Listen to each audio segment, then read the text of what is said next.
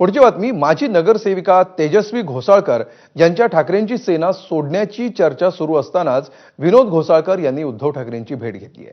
यावेळी त्यांनी आपण ठाकरेंसोबतच राहणार असल्याचं स्पष्ट केलंय। यावेळी खासदार संजय राऊतांनी अभिषेक घोसाळकरांचं नाव घेताच विनोद घोसाळकर भावूक झाल्याचं दिसून आलं। काही दिवसांपूर्वी तेजस्वी घोसाळकर या नाराज असल्याची चर्चा होती।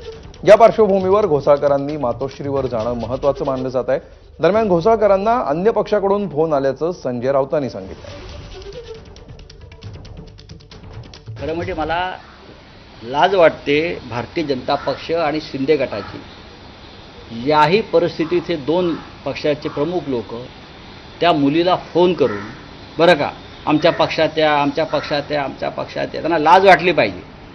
हां, एका घरामध्ये तुम्ही जिने आपला पती गमावला आहे, ज्याने आपला मुलगा गमावला आहे, त्या घरामध्ये तुम्ही अशी कृत्य करताय, लाजा वाटलं पाहिजे। हे निर्दय लोक आहेत, निर्घृण लोक आहेत। ते आमचा विषय आम्ही बघू।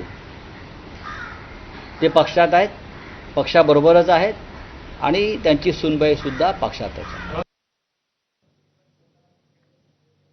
तर मी शिवसैनिक आहे आणि शिवसेनेतच राहणार।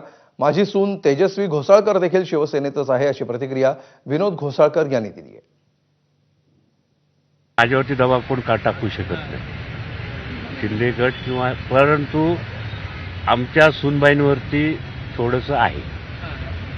प्रश्न असा आहे, माझा वैयक्तिक घरचा प्रश्न आहे आणि एका चॅनलनी परवा असं दाखवायला सुरुवात केली की तेजस्वी भाजपमध्ये जाणार आणि मातोश्रीचे असं विचारलं गेलं की तुम्ही शिवसैनिक माझे आहात की घोसाळकरांचे आहात,